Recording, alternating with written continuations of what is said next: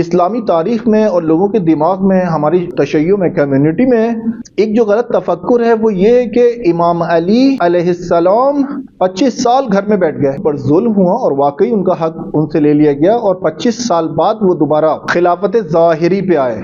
خلافت ظاہری، یہ جو کہتے ہیں چوتھے خلیفہ یا امام علی خلیفہ چہارم، اس کو تکرار نہ کریں۔ امام علی علیہ السلام بعد از رسول خلیفہ بلا فصل ہے، اس میں کوئی شک و تردید نہیں ہے، مگر ہم جب یہ کہتے ہیں کہ امام علی خلافت پہ آئے تو اس کو کہتے ہیں خلافت ظاہری،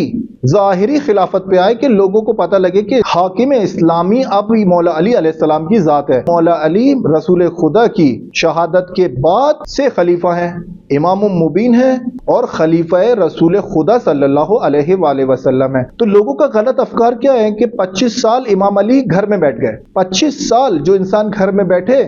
اور حوادث جب حالات مدینے کے اور اسلامی ممالک کے ایسے ہوئے تو آپ کا خیال ہے کہ پوری امت مسلمہ،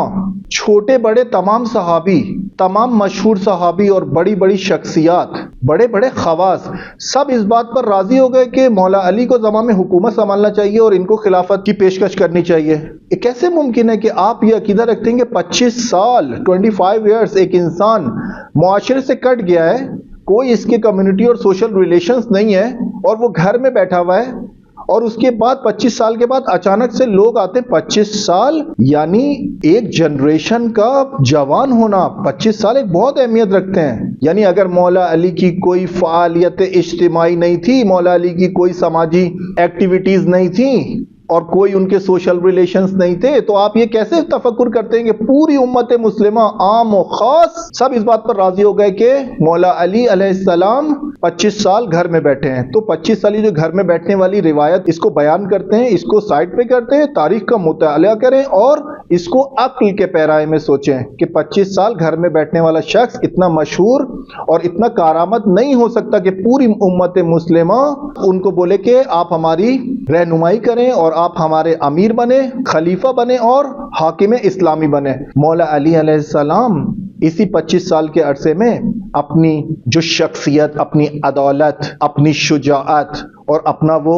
اسٹینڈرڈز جو منوا چکے تھے لوگوں کے درمیان، اور جب مشکلات پیش آتی تھیں، چاہے ججمنٹ کے اس میں ہو، چاہے کوئی حکم ہو یا مشورہ لینا ہو، جنگی مشورہ لینا ہو، اس میں آپ دیکھیں گے کہ بارہا آپ نے سنا ہے کہ مولا علی علیہ السلام وہاں پر اپنے آپ کو ظاہر کرتے تھے اور مشورہ دیتے تھے اور لوگوں کی ہدایت بھی کرتے تھے اور ان کی نجات کا ذریعہ بھی بنتے تھے۔ تو یہی سوشل ریلیشنز ہے نا، وہ سادہ لو افراد جو اس بات کو سنتے ہیں اور یہ ذاکر یا خطابت کرنے والے بھی اپنی بات کو کھولتے نہیں ہیں، تو وہ جو نارمل انسان ہے، جوان ہے، اس کو ایسا فیل ہوتا ہے کہ 25 سال امام علی گھر میں بیٹھے ہوئے، اپنے باہر سے انہوں نے تالا لگا دیا ہے اور کہیں بھی ان کی کوئی ایکٹیویٹی نہیں ہے۔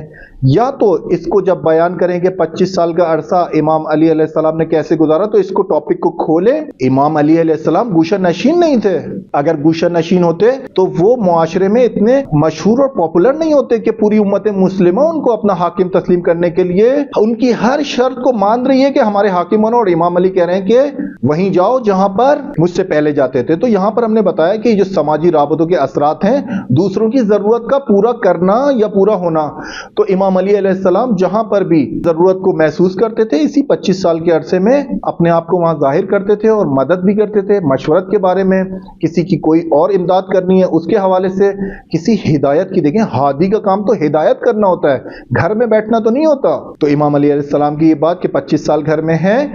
اور بالکل بھی کوئی فعالیت نہیں تھی، یہ بالکل غلط ہے۔ امام علی علیہ السلام ہادی ہیں اور وہ ہدایت کرتے تھے۔